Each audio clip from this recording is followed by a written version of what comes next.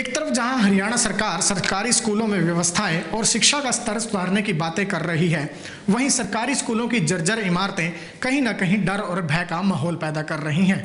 आपको बता दें कि अंबाला के लगभग 87 स्कूलों में 200 से ज़्यादा ऐसे कमरे हैं जिनकी हालत बेहद ज़्यादा जर्जर बनी हुई है, लेकिन सरकार प्रशासन की तरफ से इन्हें अभी तक कंडम घोषित नहीं किया गया।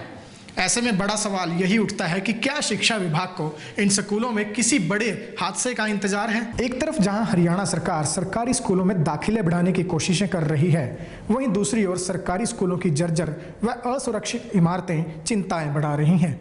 अंबाला के लगभग 87 स्कूलों में 243 ऐसे कमरे हैं जिनकी हालत काफ़ी समय से जर्जर बनी हुई है। हालांकि ये कमरे शिक्षा विभाग के रिकॉर्ड में अनसेफ हैं, लेकिन इनको अभी तक कंडम घोषित नहीं किया गया। ऐसे में स्कूलों में हादसा होने का भी डर बना रहता है। हाल ही में बरसात होने के बाद अंबाला के शाहपुर स्थित सरकारी स्कूल की एक इमारत का लेंटर गिर गया था। गनीमत यह रही थी कि इस घटना में किसी भी तरह का कोई जानी नुकसान नहीं हुआ था, क्योंकि इमारत की छत रात के वक्त गिरी थी और ऐसे में स्कूल में ना तो छात्र मौजूद थे और ना ही कोई शिक्षक या अन्य स्टाफ मौजूद था। स्कूलों में जर्जर कमरों की हालत को लेकर हमने जिला शिक्षा अधिकारी से भी बातचीत की। जानकारी देते हुए उन्होंने बताया कि उन्होंने जर्जर कमरों की एक लिस्ट तैयार की है, जिसे जिला स्तरीय कमेटी के सामने पेश किया जाएगा। इंस्पेक्शन के बाद ही कमरों को कंडम घोषित करने का निर्णय लिया जाएगा। कंडम नहीं अभी घोषित हुए, वो एक लिस्ट बनाई है और उनको जो है कमेटी जो है डिस्ट्रिक्ट लेवल की उसके सामने पुटअप किया जाएगा। असेसमेंट वैल्यूएशन जो उसकी है इंस्पेक्शन के बाद ही पता चलेगा भी उनमें से कितने कमरे जो हैं वो अनसेफ हैं। जैसा कमेटी सर्टिफिकेट देगी वो अनसेफ होगा। शाहपुर का मामला हमने बना दिया, उसकी पहले मेजर रिपेयर वर्क की भी एक डिमांड जा चुकी है डायरेक्टोरेट में 20 लाख की, लेकिन उसका केस हमने कंडमेशन का भी बना दिया, क्योंकि वो जो बिल्डिंग है वो 1962 की बनी हुई है, आउटडेटेड है, लेकिन वो बिल्डिंग बंद थी बिल्कुल और बच्चे वहाँ नहीं जा पा रहे, ना बच्चे उसमें पढ़ रहे हैं, वो बिल्कुल आइसोलेट है बिल्डिंग। मेरे रिकॉर्ड में अलग अलग हैं, एलिमेंट्री के अलग हैं और सेकेंडरी के अलग हैं।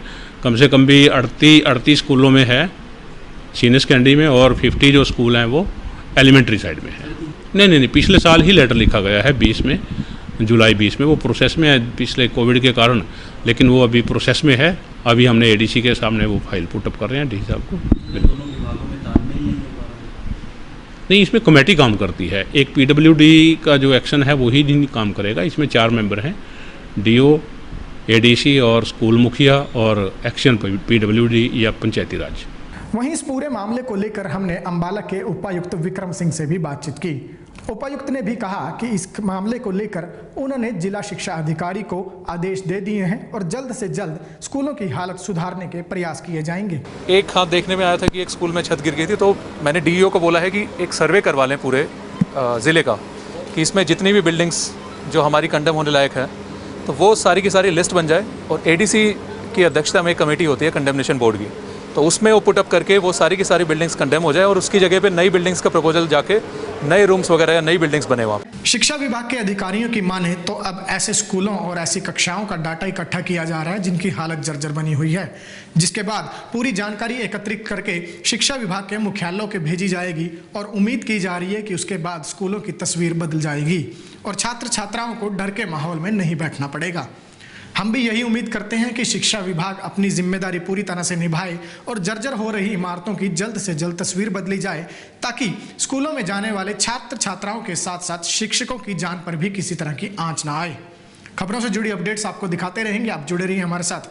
हमारे Facebook page Ambala breaking news पर, हमें यूट्यूब पर भी सब्सक्राइब कीजिए। साथ साथ अंबाला ब्रेकिंग न्यूज़ की मोबाइल ऐप भी जरूर डाउनलोड करें।